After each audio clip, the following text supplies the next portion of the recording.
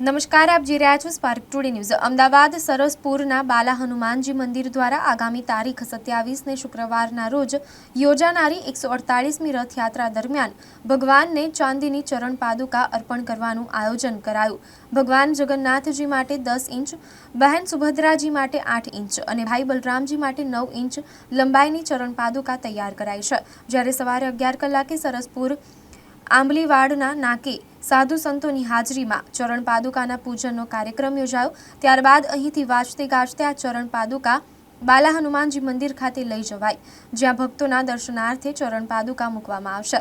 રથયાત્રાના દિવસે સરસપુર મોસાળમાં ભગવાનની પધરામણી થયા બાદ આ ચરણ પાદુકા અર્પણ કરવામાં આવશે।